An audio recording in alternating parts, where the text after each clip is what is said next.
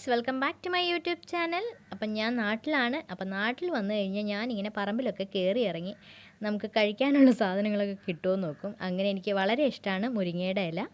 അപ്പോൾ ഇത് വളരെ നല്ലതാണ്, ഹെൽത്തിന് വളരെ നല്ലതാണ്, പിന്നെ ഹെയറിനും ഒക്കെ നല്ലതാണ്. കെമിക്കലൊന്നും ഇല്ലാത്ത നല്ല ഓർഗാനിക് ആയിട്ടുള്ള ഈ ലീഫ് നന്നായിട്ട് നമ്മൾ കഴുകിയെടുക്കുക. അതിനുശേഷം എങ്ങനെയാണ് ക്ലീൻ ചെയ്യേണ്ടതെന്ന് ഞാൻ കാണിക്കുന്നുണ്ട്. ഈ ഒരു ലീഫിൻ്റെ മേളത്തെ ഇല നിങ്ങൾ ഇതുപോലെ പിടിച്ചതിന് ശേഷം താഴോട്ട് വലിച്ചെടുക്കുക. അപ്പോൾ നിങ്ങൾക്ക് റിമൂവായിട്ട് കിട്ടും. അപ്പോൾ നമ്മൾ തിക്കായിട്ടുള്ള തണ്ട് ഉപയോഗിക്കില്ല, അത് കുറച്ച് നിങ്ങൾക്ക് കയ്പ്പ് തോന്നിക്കും. അപ്പോൾ അത് തിന്നായിട്ടുള്ളത് മാത്രം എടുക്കുക. പിന്നെ ഈ ഒരു മെത്തേഡ് നമുക്കിതുപോലെയും ചെയ്യാം, ഈ ലീഫ് മാത്രവും കഴിക്കാം.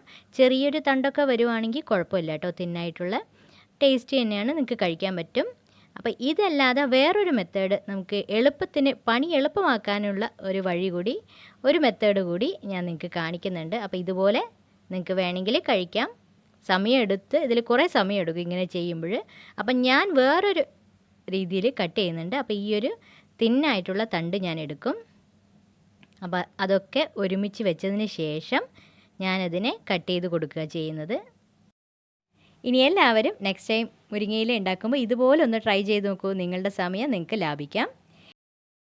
ഇതിലേക്ക് കുറച്ച് ഉള്ളി, പച്ചമുളക്, കറിവേപ്പില, ഉപ്പ്, കുറച്ച് ചുവന്ന മുളക്, പിന്നെ കുറച്ചധികം തേങ്ങ നന്നായിട്ട് ഇട്ടോളൂ, നല്ല ടേസ്റ്റ് ആയിരിക്കും.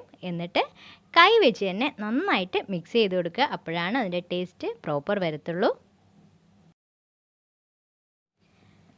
പാൻ ചൂടാക്കാൻ വെച്ചതിന് ശേഷം വെളിച്ചെണ്ണ ഒഴിക്കുക. വെളിച്ചെണ്ണ ചൂടായതിന് ശേഷം കടുകിട്ട് പൊട്ടിക്കുക. അതിനുശേഷം നമ്മൾ ഈ മിക്സ് ചെയ്ത് വെച്ച ഇലകൾ അതിൽ വെച്ചിട്ട് നന്നായിട്ട് അടച്ചിട്ട് വേവിക്കുക. 5-10 മിനിറ്റിൽ നല്ല സൂപ്പർബായിട്ടുള്ള തോരൻ ഇവിടെ റെഡി ആയിട്ടുണ്ട്. അപ്പോൾ ഇലക്കറികളാണ് കൂടുതൽ വേവിച്ച് അതിൻ്റെ ആ പച്ച കളറ് നിങ്ങൾ കളയരുത്. അപ്പോൾ എന്തായാലും ഞാൻ നല്ല ഞണ്ട് കറിയൊക്കെ ഉണ്ടാക്കിയിട്ടുണ്ട്. ഞാൻ ഈ മീലൊന്ന് എൻജോയ് ചെയ്യട്ടെ. അപ്പോൾ ഇതുപോലുള്ള നല്ല റെസിപ്പി നിങ്ങൾ ഉണ്ടാക്കി നോക്കൂ. അപ്പോൾ നെക്സ്റ്റ് വീഡിയോയിൽ വീണ്ടും കാണാം. ബൈ.